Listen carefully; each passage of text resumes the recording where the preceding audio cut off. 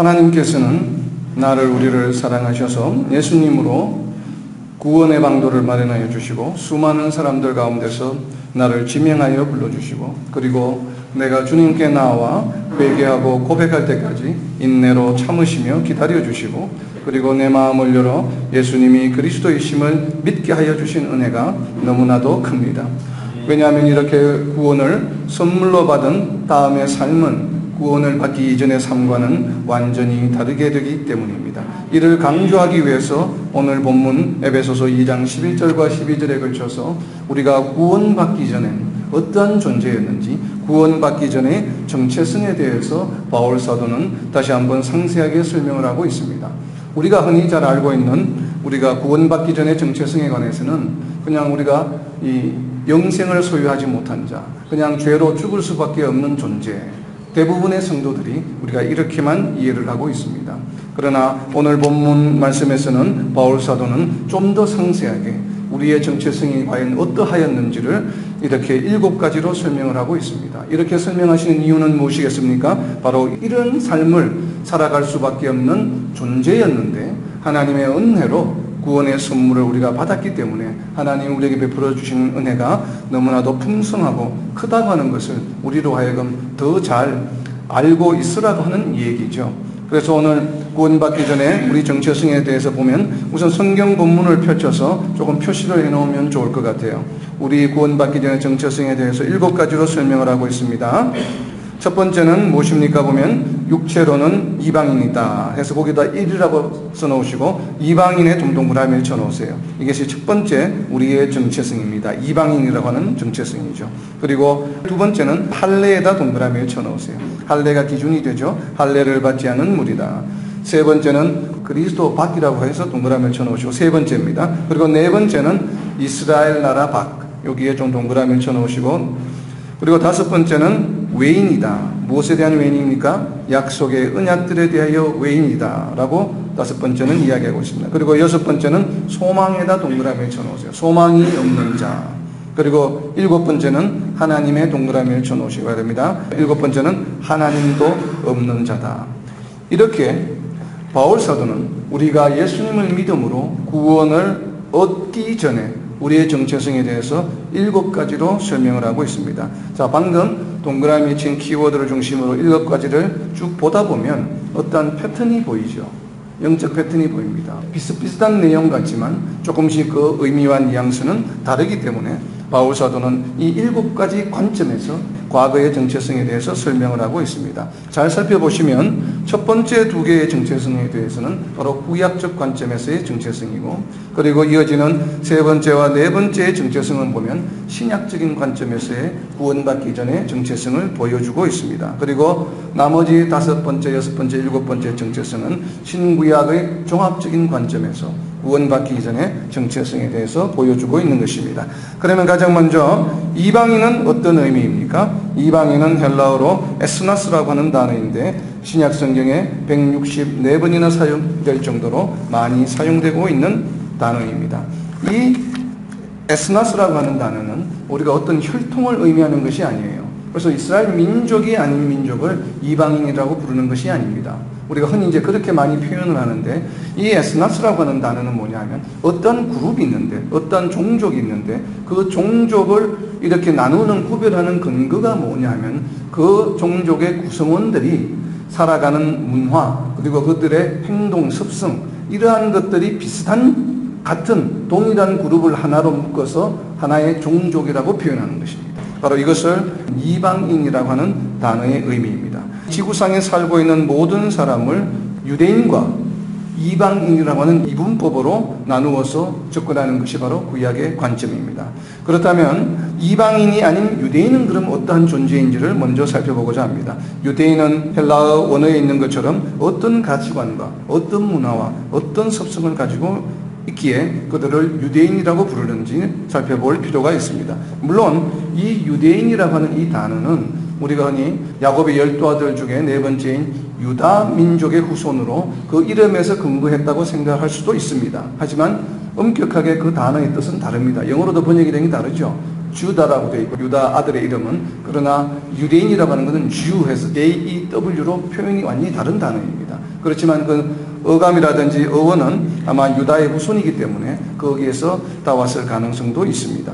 그러나 우리가 이렇게 왜 유대인이라고 부르냐면 그 유대인의 기준이 되는 것은 바로 무엇인가 하면 가장 중요한 것이 여호와를 하나님으로 믿는 민족을 말합니다. 그래서 여호와를 하나님으로 믿는 민족을 총칭해서 구약에서는 유대인이다라고 부르고 있습니다. 비록 이스라엘 민족은 아니지만 그러나 혼인을 한다든지 아니면 여호와가 하나님이심을 믿는 것을 신앙 고백하면 그들은 그것을 받아들여서 그들의 가족처럼 유대인이라고 부르는 것이죠. 유대인이라고 하는 것은 이러한 개념입니다. 누구나 여호와를 하나님으로 믿기만 하면 유대인이 되는 것임을 에스더스를 통해서 우리는 알 수가 있습니다. 에스더서 8장에 보면 부림절에 대한 기원을 설명하고 있는데 이 바샤 왕국의 귀족이었던 하만에 의해서 유대인들이 멸절을 당할 위기에서 에스더와 모르드게의 활약으로 오히려 하만이 교수형에 처해지게 되고 왕이 조서를 내려서 유대인들로 하여금 원수를 갖게 하는 장면이 바로 에스더 8장 13절에 기록되고 있습니다. 이를 두려워한 바사 그 본토의 많은 자들이 유대인들이 되었다고 에스더 8장 17절에 보면 왕의 의명이 이르는 각 지방 각 급에서 유다인들이 즐기고 기뻐하여 잔치를 베풀고 그 날을 명절로 삼으니 본토 백성들이 유다인을 두려워하여 유다인 되는 자가 많더라 라고 이렇게 설명하고 있습니다.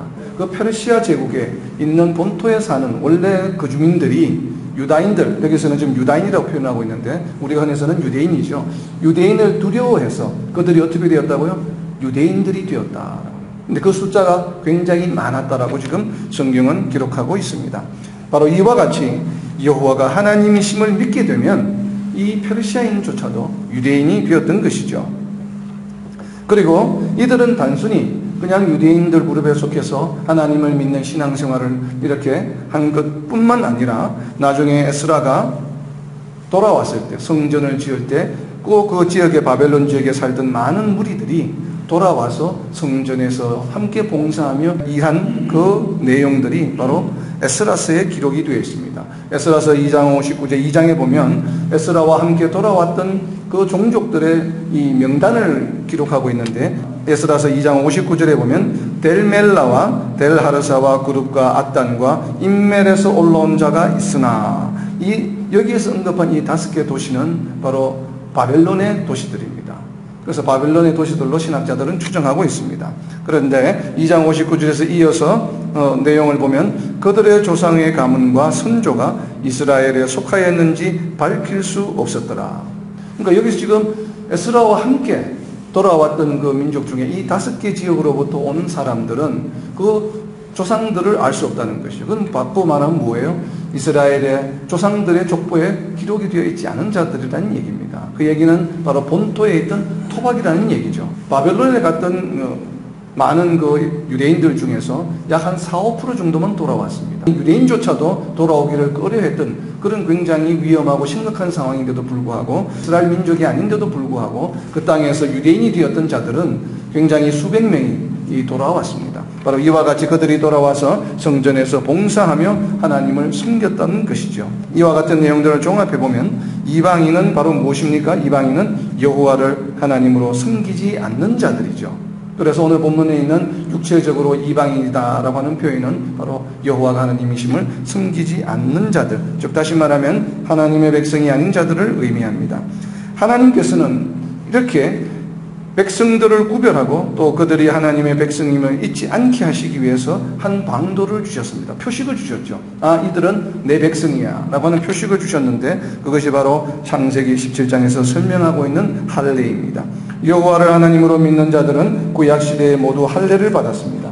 왜 이들은 할례를 받았습니까? 창세기 17장에 보면 할례는 언약의 표징이라고 11절에서 설명하고 있습니다. 아브라함이 99세가 되었을 때 하나님께서 아브라함에게, 그러니까 아브라함이라고 이름이 바뀌기 전이죠. 그래서 아브라함에게 나타나셔서 아브라함이 크게 번성하게 해주신다는 언약을 창세기 17장 6절에서 해주셨습니다. 바로 이 언약을 맺고 이어지는 7절에 보면 내가 내 언약을 나와 너 및 네 대대 후손 사이에 세워서 7절입니다. 영원한 언약을 삼고 너와 내 후손의 하나님이 되리라. 그러니까 아브라함의 후손들에게 하나님의 백성으로 삼고 그리고 하나님께서는 그들의 하나님이 되어주시겠다고 하는 약속을 언약을 해주셨습니다. 그리고 그 징표로 너희는 할례를 받을지어다 해서 할례라고 하는 징표를 바로 언약의 표징으로 주셨죠. 자, 이 할례를 받은 자들은 무엇인가 하면 바로 그 할례를 받은 무리들에게 여호와께서 하나님이 되어주신다고 하는 의미입니다. 그러면 할례를 받지 않은 자들은 무엇이겠어요? 하나님께서 그 백성들의 하나님이 되어주실 수 없는 백성들이죠. 그래서 오늘 두 번째 이야기한 바로 할례를 받은 무리들로부터 할례를 받지 않은 자로 칭함을 받았다 하는 것은 그들이 하나님 나라의 백성이 될 수 없는 존재라고 하는 것입니다. 우리의 구원받기 전의 모습이 그랬죠. 물론 오늘 이 말씀은 1차적으로는 이방인들에 대한 얘기이지만 그러나 이제 이어지는 내용들을 보면 이 내용들이 이방인들 뿐만 아니라 이스라엘 민족 중에서도 유대인들 중에서도 구원에 이르지 못하는 것에 대한 바로 구원받기 전의 정체성에 대해서 또한 설명하고 있는 것임을 우리는 알 수가 있습니다. 만약 이 말씀을 유대인들에게 적용한다면 말씀이 맞지 않죠. 유대인들은 이미 태어나면서 다 할례를 받았기 때문에. 그래서 우리는 이 말씀을 어떻게 이해할 수 있냐면 물론 육체적인 할례를 의미하는 것은 당연히 포함되지만 또 거기에 더불어서 이 할례는 바로 영적 할례를 의미한다라고도 우리가 이해할 수 있습니다. 왜 그러냐면 예레미야서 32장 40절에 보면 예레미야서 32장 40절입니다. 보면 바로 하나님의 율법을 우리 마음에 새겨주신다라고 말씀하셨기 때문입니다. 그래서 로마서에서는 우리가 마음의 할례를 받아야 된다고 강조하고 있죠. 바로 그와 같은 근거가 된 것은 바로 무엇인가 하면 하나님께서 예레미야 선지자를 통해서 이제는 우리가 돌판에 새겨졌던 그 율법을 너희 마음에 새겨줄 것이다. 그러면서 돌판에 새겨진 율법을 무효화했죠. 그래서 그것이 마음에 새겨지는, 돌판에 새기는 것이 아니라 이제는 너희 마음에 그 율법을 새겨주겠다고 말씀하셨습니다. 그래서 여기에서 바로 할례를 받지 않은 무리라고 하는 것은 당연히 육체적으로 할례를 받지 않은 자들을 1차적으로 포함하지만 그러나 2차적으로는 바로 그에 더해서 마음의 할례를 받지 않은 자들을 포함한다고 우리는 이해할 수가 있습니다. 그 마음의 할례를 받지 않은 자들은 바로 유대인들이 거기에 속함을 강조하기 위함이겠죠. 첫 번째, 이방인이라고 하는 것과 할례를 받지 않은 무리라고 하는 것은 바로 구약의 관점에서 바라본 우리의 구원받기 전의 정체성입니다. 이제 세 번째는 그리스도 밖에 있는 자다. 에베소서에서 가장 중요한 키워드가 바로 그리스도 안에서입니다. 에베소서 전체가 155구절로 되어 있는데 여기에 약 20%에 해당하는 32구절에서 그리스도 안에서라고 하는 구절이 사용되고 있습니다. 자세한 내용은 에베소서 강의 1강을 꼭 참조해 보시기 바랍니다. 오늘은 바로 이 그리스도 안에서의 이 궁극적으로 결론에 해당하는 구절인 바로 우리 오늘 본문 말씀 뒷장에 한 장을 넘겨보면 에베소서 2장 22절 말씀입니다. 바로 그리스도 안에서 교회가 세워지고 성도가 지어져 가기 때문이다 라고 이야기하고 있습니다. 그리스도 안에서 교회가 세워지고 성도가 지어져 가는 것이에요.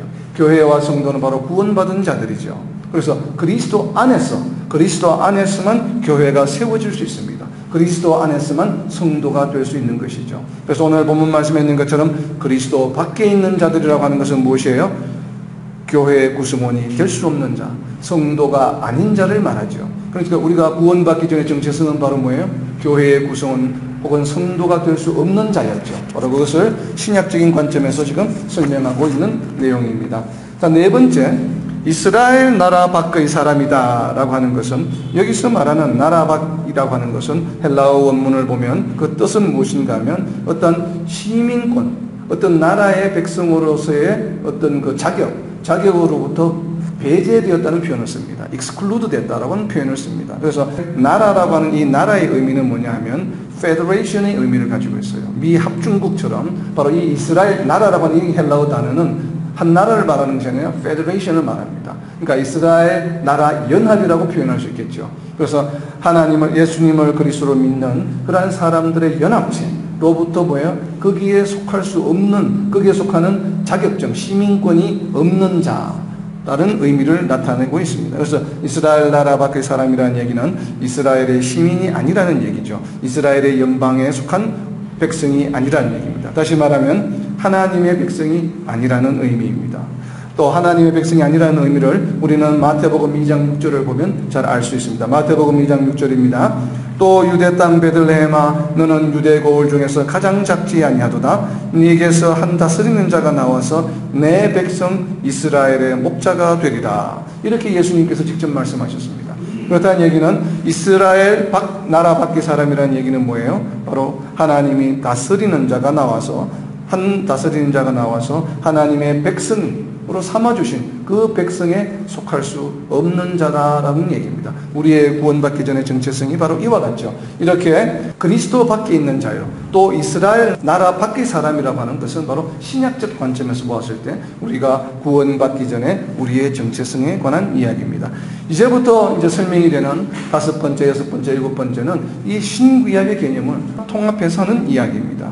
방금 살펴본 것처럼 하나님 나라의 백성들로부터 제외된 자들이다 보니까 하나님께서 하나님 나라 백성들에게 해주신 바로 언약, 그 언약에 대해서도 적용이 되지 않죠.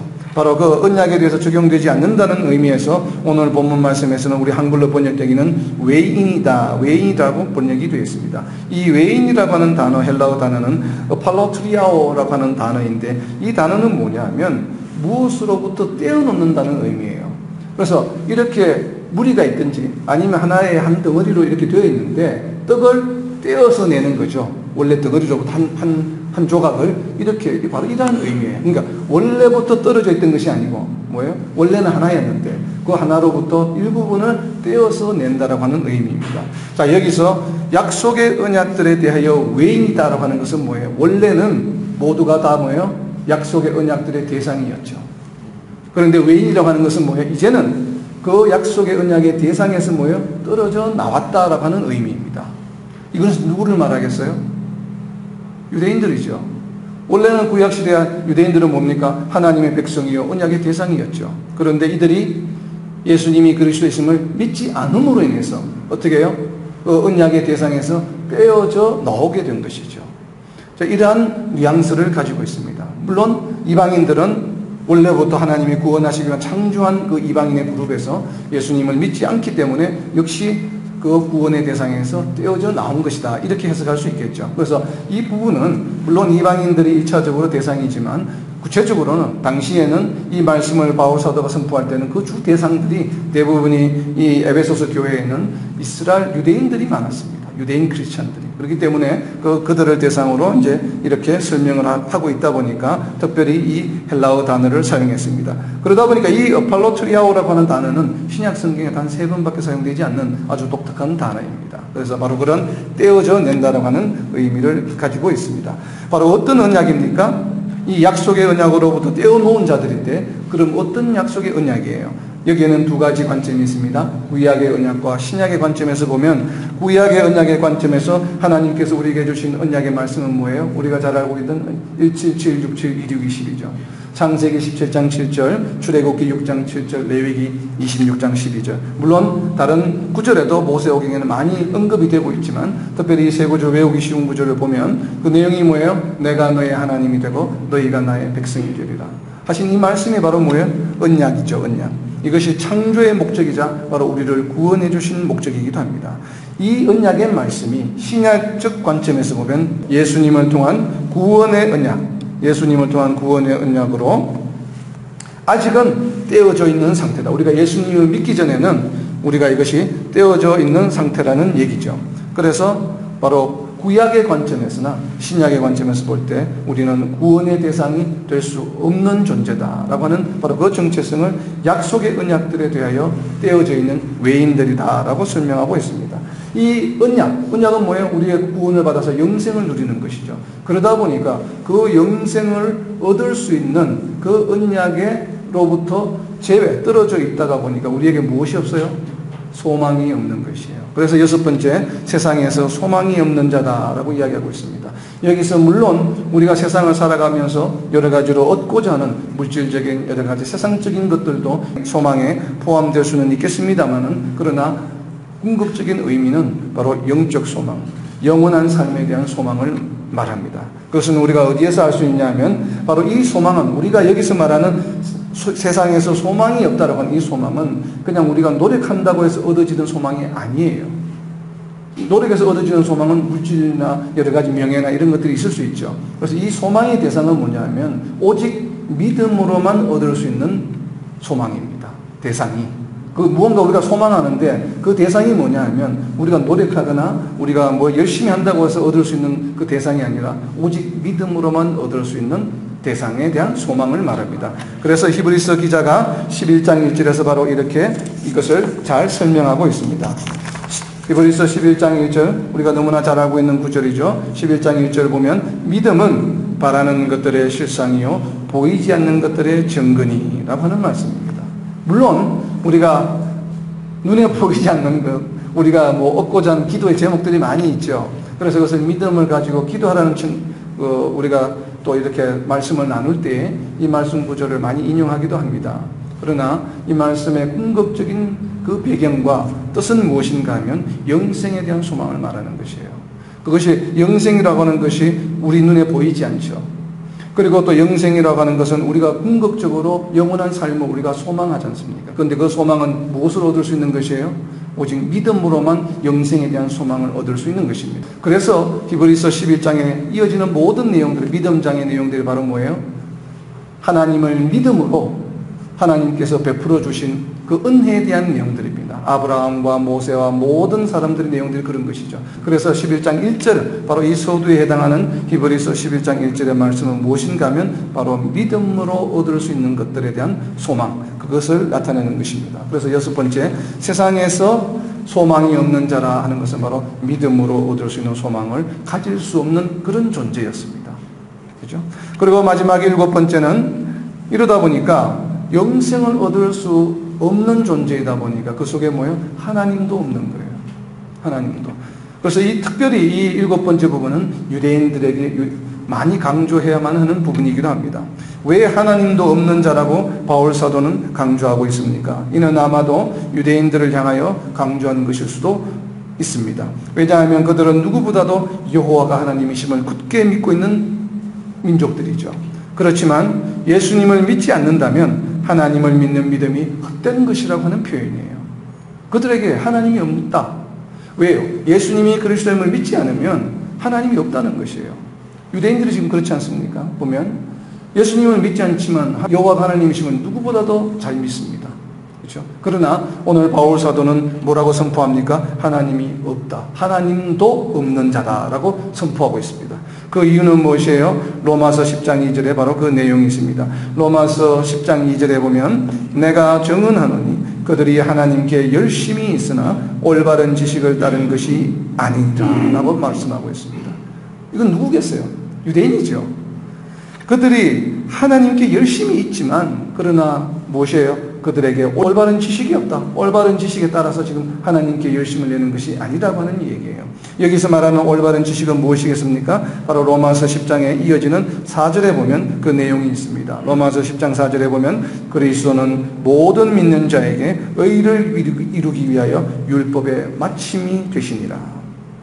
유대인들이 예수님을 믿지 않지만 율법을 얼마나 잘 지키려고 노력하고 또 헌신하고 합니까? 그러나 그것이 뭐예요? 율법의 완성이 될 수 없다고 말씀하고 있고 우리가 또 구약의 내용을 보면 그것이 완성될 수 없음을 우리는 많은 증거를 통해 알 수 있습니다. 그래서 로마서 10장 4절에 보면 오직 예수님이 그리스도임을 믿음으로 인해서 율법이 완성된다. 그러니까 구약에서 율법을 이루려고 성취하려고 많은 노력했던 것들이 그렇게 행위에서 얻어지는 것이 아니라 오직 예수님이 그리스도이심을 믿음으로 그 수없이 노력했던 그 많은 노력들이 한 번에 단번에 다 성취된다라고 지금 선포하고 있는 내용입니다. 이것이 바로 뭐예요? 진리라고 하는 것이죠. 이것이 올바른 지식이라고 이야기하는 것입니다. 이것이 없기 때문에 그들에게는 하나님도 그들이 생각하기에는 하나님을 잘 믿고 있다고 생각하지만 하나님도 없다라고 지금 바울 사도는 선포하고 있는 것입니다. 즉 다시 말씀드리면 그리스도를 통하지 않고서는 율법을 이룰 수가 없는 것입니다. 동일한 말씀을 예수님께서도 말씀하셨죠. 예수님께서도 요한복음 14장 6절에 보면 이 말씀 구절을 한번 찾아보겠습니다. 요한복음 14장 6절입니다. 내가 곧 길이요 진리요 생명이니 나로 말미암지 않고는 아버지께로 올 자가 없느니라. 이걸 다시 우리가 오늘 본문과 연계해서 다시 그 풀이해서 설명을 하면 내가 곧 길이요 진리요 생명이니 나로 말미암지 않고서는 그에게 하나님이 없다. 왜? 하나님께로 올 자가 없으니까 하나님이 없는 것이죠. 사람에게는. 하나님께로 나올 방법이 없기 때문에 그들에게는 하나님이 없다라고 하는 것이에요. 그래서 예수님이 그리스도를 믿지 않는 유대인들에게는 하나님이 없다라고 이야기하시는 것입니다. 이것이 바로 바울 사도가 선포하고 있는 내용인데, 바울 사도의 말씀이 아니라 바로 예수님의 말씀이죠. 예수님께서 이렇게 선포하셨기 때문에 바울 사도는 이렇게 로마서 10장 2절에 있는 말씀처럼 이렇게 번역하고 해석하고 있는 것입니다. 제 말씀을 맺습니다. 구원받기 전에는 그야말로 우리는 영생에 대한 소망도 없이 해 아래에서 헛된 것들을 쫓는 삶을 사는 존재였습니다. 아무리 율법을 지키려고 발부둥치고 노력해도 구원에 이룰 수 없습니다. 이렇게 아무런 희망과 대책이 없는 삶을 살던 존재였습니다. 이러한 상태로부터 우리는 이제는 소망이 있고 기쁨이 넘치는 삶으로 구원하여 주신 하나님의 은혜에 우리는 항상 감사하며 하나님을 찬양하며 이러한 기쁨을 나누는 삶을 살아가므로 세상 사람들의 부러움의 대상이 되며 오는 모든 세대들에게 하나님의 풍성한 은혜를 드러내며 또한 말씀을 통해 주시는 선한 일을 할 수 있는 능력으로 날마다 선한 일을 행하는 저와 여러분이 되시기를 예수님의 이름으로 선포합니다.